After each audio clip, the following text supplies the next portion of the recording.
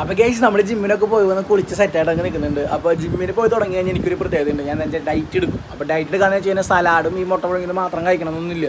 നമുക്ക് ഡയറ്റ് എടുക്കാന്ന് പറഞ്ഞാൽ നമ്മൾ കഴിക്കണം ഭക്ഷണത്തിൻ്റെ അളവ് കുറച്ചാൽ മാത്രം മതി. അപ്പോൾ അളവ് കുറച്ച് നല്ല ഹെൽത്തി ആയിട്ടുള്ള ഭക്ഷണം കഴിച്ച് കഴിഞ്ഞാൽ തന്നെ നമുക്ക് നമ്മുടെ ബോഡിയൊക്കെ മെയിൻറ്റെയിൻ ചെയ്യാൻ പറ്റും. അപ്പോൾ ഞാനിന്ന് കഴിക്കുന്നതെന്ന് വെച്ച് കഴിഞ്ഞാൽ കണ്ട ചോറ് ആ കൂടി ഒരു കുറച്ച് ചോറാണ് എടുത്തിട്ടുള്ളൂ.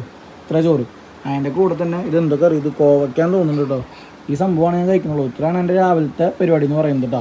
പിന്നെ അത്യാവശ്യം കാച്ചുള്ളവർക്കൊക്കെ ആണെന്നുണ്ടെങ്കിൽ കുറേ മറ്റേ വിലപിടിപ്പുള്ള സാധനങ്ങളൊക്കെ വാങ്ങിച്ച് കഴിക്കാൻ കുഴപ്പമില്ല, നട്ട്സ് സംഭവമൊക്കെ വാങ്ങിച്ച് കഴിക്കാം. പക്ഷെ നമ്മൾ പാവപ്പെട്ടവരല്ല. അപ്പോൾ അതുകൊണ്ട് നമുക്ക് ചോറും കറികളും വെച്ചിട്ടുള്ള ഡയറ്റ് നമുക്ക് പറ്റുള്ളൂ.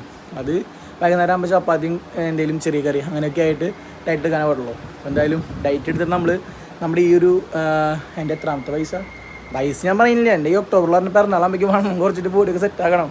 എന്തായാലും നമുക്ക് ഭക്ഷണമൊക്കെ കഴിച്ച് കഴിഞ്ഞിട്ട് അടുത്ത പരിപാടി പിടിക്കുക എന്താണെന്ന് വെച്ച് കഴിഞ്ഞാൽ അപ്പോൾ രാവിലെ ആ ഡയറ്റിൻ്റെ ഫുഡിൻ്റെ പ്ലാനൊക്കെ കാണിച്ചെന്നില്ലേ, അതൊക്കെ ഉണ്ടായിരുന്നുള്ളൂ. പിന്നെ അത് കഴിഞ്ഞിട്ട് വേറെ പരിപാടിയൊന്നും ഉണ്ടായിരുന്നില്ല. പിന്നെ കുറച്ച് വീഡിയോസൊക്കെ എഡിറ്റ് ചെയ്യാനും ഫോട്ടോസൊക്കെ എഡിറ്റ് ചെയ്യാണ്ടായിരുന്നു. അതൊക്കെ ഞാൻ നോക്കി ഇങ്ങനെ കിടന്നു. എന്നിട്ട് ഇപ്പോഴാണ് പുറത്തേക്ക് ഇറങ്ങിയത്. ഞങ്ങളുടെ സ്റ്റുഡിയോ സംഭവം സെറ്റപ്പ് ആക്കിയിട്ടുണ്ട്. ഞാൻ കാണിച്ചില്ലല്ലോ ഇതുവരെ. അത് ഞാൻ അടുത്ത വീഡിയോയിൽ കാണിച്ചു തരാം, നാളത്തെ വീഡിയോയിൽ. അതൊക്കെ ഞാൻ ഒരു അടിപൊളി സ്ഥലം കാണിച്ചു തരാം എൻ്റെ വീടിൻ്റെ അടുത്തുള്ളത്. ഇതാണ് ആ സ്ഥലം എന്ന് പറയുന്നത്. അവിടെ ചീരക്കാവ് പാടെന്നാണ് ഞങ്ങൾ പറയാം. ഞങ്ങൾ പറയാമെന്നല്ല, ശരിക്കും എൻ്റെ പേര് തന്നെയാണ്. പക്ഷേ വേറെ ലെവല് വൈബാണ് ഈ ഒരു